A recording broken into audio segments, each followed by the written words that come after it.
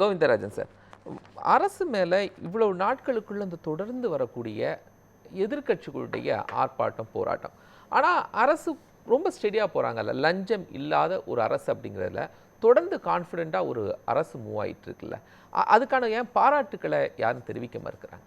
அதாவது சார், லஞ்சம் இல்லாத அரசுன்றது அவருடைய எண்ணம் வரவேற்கத்தக்கது. இப்போ கூட அவர் சந்திரசேகர் ஐயா சொல்லியிருக்கிறப்ப அவர் எம்ஜிஆர் அவர் லஞ்சம் ஒழிக்கப்பட வேண்டும் நினைச்சார். ஆனால் அந்த இதில் பல்வேறு ஊழல்கள்லாம் வந்துச்சு. அதே போல் விஜய் அவர்களின் எண்ணம் நல்லா இருக்கு, ஆனால் சுற்றி இருக்கிறவங்கள அது எப்படி இருக்குன்றது தெரியாது. ஒரே ஒரு வாட்ஸ்அப் நம்பரை கொடுத்துட்டான்னா லஞ்சம் ஒழிஞ்சிடுமா? நான் கேட்குறேன். ஒரு வாட்ஸ்அப் நம்பரை கொடுத்து வச்சுட்டு ஒரு டோல் ஃப்ரீ நம்பரை கொடுத்து வச்சுட்டேன்னா லஞ்சத்தை ஒழித்துடுவேன், எங்கள் விஜய் அண்ணனுடைய ஆட்சி அப்படின்னு சொல்லி அது நான் கேட்கறது. அந்த வாட்ஸ்அப் நம்பரை கொடுத்தா லஞ்சம் ஒழிஞ்சிடுமா? அதுக்கு உண்டான கட்டமைப்பு என்ன இருக்கு? அந்த லஞ்சம் அழிப்பதற்கு அடிப்படை கட்டமைப்புகள் என்ன செய்திருக்கிறார்கள்? இதுவரைக்கும் யாரும் சொல்லாத, எந்த முதலமைச்சரும் சொல்லாத அவர் சொல்லியிருக்காருல்ல. நான் திருப்பி சொல்லியிருக்கேன், அது அவருடைய எண்ணம் நன்றாக இருக்கிறது. ஆனால் அவர் குறிப்பிட்டுள்ள மாதிரி அந்த வாட்ஸ்அப் எண்ணை வைத்துக்கொண்டோ இல்லை மற்ற நம்பரை வைத்துக்கொண்டோ அவர் லஞ்சத்தை ஒழிக்க முடியுமா? அதுதான் ஆங்கிலத்தில் ஒரு சொல்லுவாங்க, அதாவது winning a battle and losing a war அப்படின்னு ஆங்கிலத்தில் ஒரு சொல்லாடல் இருக்கு. அவருடைய எண்ணம் வின்னிங் அ பேட்டில், லஞ்சம் ஊழல் ஒரு எண்ணம் வின்னிங் அ பேட்டில் இருக்கு. ஒரு நல்ல எண்ணம் பிறக்குது இல்ல சார்? ஆனா அங்க தானே சார் ஒரு குட் தாட் ஒரு இடத்துல உருவாகுது அப்படின்னாலே மாற்றம் உருவாகிடும் அப்படிங்கிற நம்பிக்கை, ஹோப் வேணும். லஞ்சம் என்பது வின்னிங் அ வார் போல sir. Winning a battle is easy. அவர் சினிமாவில் சண்டை போடுற மாதிரி ஒரு சண்டையெல்லாம் போட்டு ஈஸியாக பண்ணலாம், வின் பண்ணிடலாம். ஆனால் அரசியல் என்பது ஒரு வார், நிர்வாகம் என்பது ஒரு வார். சரி சார், லஞ்சம் ஒழிப்பு என்பது ஒரு வார். அந்த போரை எதிர்த்து சமாளிப்பது என்பது அனுபவம் வேண்டும். 6 மாதத்துக்கு இடையில சட்டப்பேரவையில் மேகதாதுவை எதிர்த்து தீர்மானம் போட்டாங்க, டீலிமிட்டேஷனை எதிர்த்து தீர்மானம் போட்டாங்க, நீட்டை எதிர்த்து தீர்மானம் போட்டாங்க, விவசாயிகள் பாதுகாப்பு எல்லாத்தையும் சொல்லிட்டாங்க. அதுக்கப்புறம் எதுக்கு போராட்டம்? அதாவது நீங்க இப்போ உங்களுடைய தலைப்புல ஒரு குறிப்பிட்டிருக்கீங்க, வளர்ச்சி வளர்ச்சி அப்படின்னு அசுர வளர்ச்சியோ ஏதோ சொல்லி பண்ணி தலைப்பு தான் கொடுத்துருக்குறேங்க. நான் ஏத்துக்கிறேன், வளர்ச்சி எப்படி வளர்ந்துருக்குதுன்னா 10வது மாடிக்கு வளர்ச்சி ஆயிருக்குது. 10வது மாடிக்கு வளர்ச்சி ஆயிருக்குதுங்க. முதல்வர் அவர்கள் இதை பார்த்து விவசாயிங்க வயிறு எறிகிறாங்க. இவரால் இருக்கக்கூடிய அந்த பழைய கட்டடத்திலேயே இருந்து நிர்வாகம் பண்ண முடியாதா? பழைய முதல்வர் ஆண்ட முதல்வர்கள் அங்கதானே இருந்து நிர்வாகம் பண்ணாங்க. இவருக்கு ஏன் 10வது மாடி? அதுக்கு ஆகக்கூடிய செலவு எவ்வளவுங்க ஆகுது? அந்த 10வது மாடிக்கு ஆகக்கூடிய செலவு பார்த்தீங்கன்னா பல கோடிகள் ஆகும். விவசாயிகளுடைய அக்கறை இல்லாத அவங்க வயித்துல அடிக்கிற அரசாக தான் இருக்கிறது. அது ஒன்றும் புது பில்டிங் கட்டல சார், இருக்கிற பில்டிங்ல தான் சார் போயிருக்காங்க. அதுக்கு செலவு எவ்வளவு ஆகுது? எவ்வளவு கோடி? எவ்வளவு ஆச்சு சொல்லுங்க, எவ்வளவு சொல்லுங்க, எவ்வளவு கோடி ஆச்சு சொல்லுங்க, எவ்வளவு கோடி சொல்லுங்க, எவ்வளவு கோடி ஆச்சு சொல்லுங்க சார். அதனுடைய டெண்டர் விட்டுருக்காங்க சார். இப்ப தோராய மதிப்பீடு ஏறத 10 கோடிக்கு மேல ஏதாவது சார். அதுல ஏர்னஸ் மணி டெபாசிட் வைப்பு தொகை 1 கோடிக்கு மேல 5 கோடிக்கு தான் சார் டெண்டர் விட்டுருக்காங்க.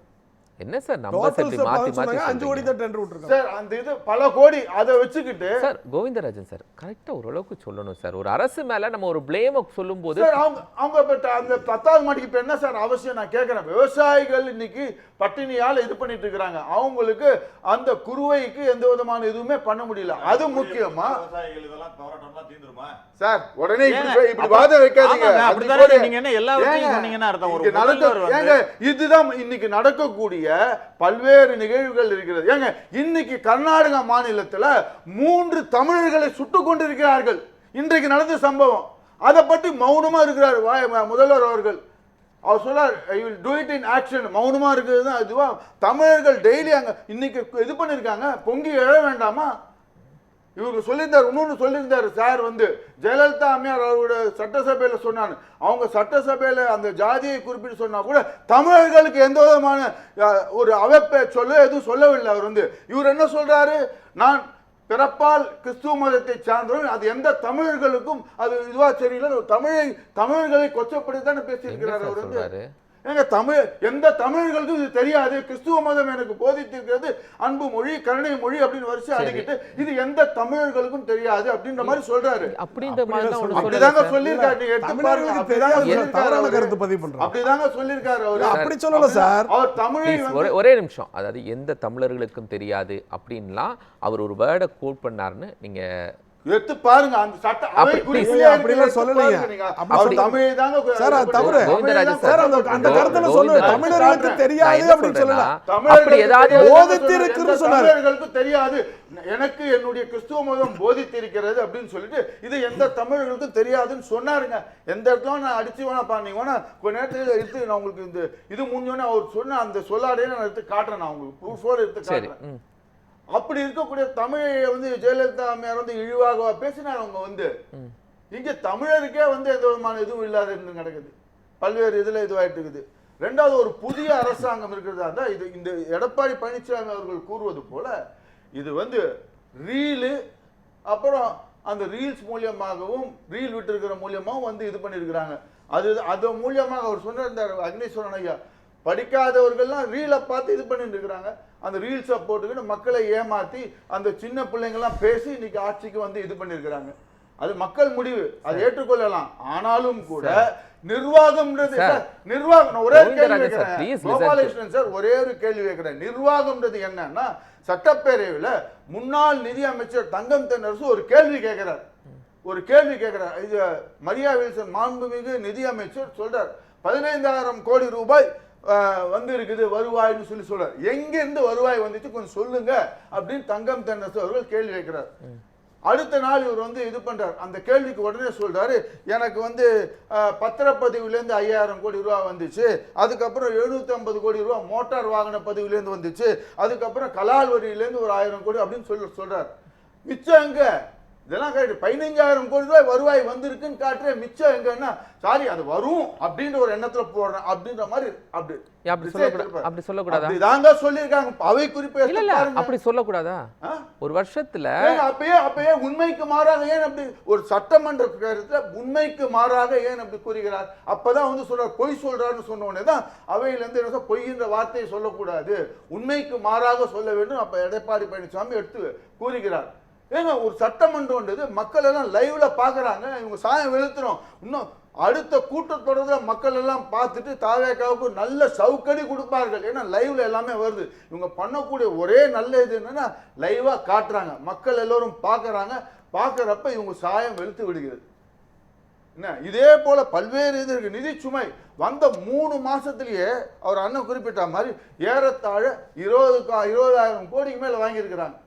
இந்த நிதி சுமையில ஒரே நிமிஷம் கோவிந்தராஜன் சார் ப்ளீஸ் 10வது மாடிக்கு நிதி இவ்வளவு நிதி சுமை இருக்கு. கோவிந்தராஜன் சார் 10வது மாடிக்கு போறதுக்கு அவசியமா? அதாவது 20,000 கோடி ரூபாய் எதுக்கு வாங்குனாங்க சொல்லுங்க? அது அவங்கள தான் கேட்கணுங்க. அது 20,000 கோடி எடுக்க வாங்கினா கடனை கட்டுறதுக்குன்னு ஒரு இது, அது வட்டி, அந்த கடனுக்கு உண்டான வட்டியை கடந்த அரசுடைய வட்டிக்காக தானே சொல்லியிருக்காங்க. அப்போ அது வாங்காம இருக்க முடியுமா? இவங்க தான் நல்ல திறம்பட ஆட்சி பெறுவோம். அப்பயே வெள்ளை அறிக்கை கோவிந்தராஜன் சார் உங்களுக்கு ஒரு விஷயம் நல்லா தெரியும். ஒரு கவர்மெண்ட் நடக்குதுன்னா கடந்த ஆட்சியினுடைய தொடர்ச்சியா தான் செய்ய முடியும். அவங்களுடைய கடன்களை அடைக்கணும், சம்பளம் கொடுக்கணும், அந்த ஸ்கீம்ஸை கண்டினியூ பண்ணணும். ஏதாவது ஒரு ஸ்கீம்ஸை கட் பண்ணியிருக்காங்களா? அப்ப அதுக்கு காசு தேவை இருக்கு. இது போல ஸ்கீமை கட் பண்ணாத அதுதான் அந்த நிர்வாக திறமை இல்லாத எந்த விதமான புரிதல். இன்னைக்கு ஒரு அறிவிப்பு வந்திருக்கு. அதாவது இருக்கக்கூடிய எல்லா சட்டமன்ற முதல் முறையாக தேர்ந்தெடுக்கப்பட்ட சட்டமன்ற உறுப்பினர்கள்லாம் கார் கொடுக்க போறாங்க, டிரைவர் கொடுக்க போறாங்க, அவங்களுக்கு உண்டான அலவன்சஸ் கூட இன்னைக்கு வந்திருக்குங்க. இது போல இது தேவையற்ற செலவு தானே. இருக்கக்கூடிய எல்லா எம்எல்ஏக்களும் அப்படியே ஏழ்மை வறுமை கோட்டுக்கு கீழே வந்திருக்காங்களா? இருக்கு தேர்ந்தெடுக்கப்பட்ட எல்லா சட்டமன்ற உறுப்பினர்களும் நான் கேட்கிறேன், அவங்களுக்கு கார் கொடுக்குறாங்களாம். ஏன்னா அந்த கோரிக்கை வச்சு ஒரு விசிகா அவங்க கூட்டணி கட்சியில இருந்து இருக்கக்கூடிய கோரிக்கை வச்சிருக்காங்க. இப்படி இருந்துச்சுன்னா எப்படி? இதுலதான் அசுர வளர்ச்சியா? இதுதான் அசுர வளர்ச்சியா? டாக்டர் நீங்க இப்ப சொன்னது 21,000 கோடியும் வட்டி கட்டுறதுக்கு தானா? வேற எதுக்கெல்லாம் சொல்றீங்க? வேற எதுக்கு இல்ல நீங்க சொல்லுங்க சார். சட்டமன்றத்துல 13,000 கோடி சார் ப்ளீஸ் லிசன். சட்டமன்றத்துல இவங்க சொல்லணும் சார். எதுவுமே இல்லாம கேக்குற கேள்விக்கு நான் அப்புறம் பதில் சொல்றேன் இதுதான் தோராயம்னா அப்புறம் எதுக்கு இத்தனை ஐஏஎஸ் அதிகாரிகள், இவ்வளவு நிர்வாகம், இவ்வளவு சட்டமன்றத்தை லைவ்ல காட்டுறோம்? அப்புறம் என்ன? சரி 78,000 கோடி நம்ம வட்டி கட்டுறோம்.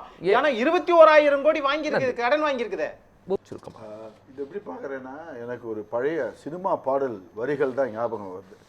அடிப்படையின்றி கட்டிய மாளிகை காத்துக்கு நிற்காது, அழகாய் இருக்கும் காஞ்சிரை பழங்கள் சந்தையில் விற்காது, விளம்பரத்தாலே உயர்ந்தவன் வாழ்க்கை நிரந்தரமாகாது, விளக்கிருந்தாலும் எண்ணெய் இல்லாமல் வெளிச்சம் கிடைக்காது. அதுதான் இதனுடைய முழு வெளிப்பாடும் நான் அப்படிதான் பார்க்கிறேன். நன்றி.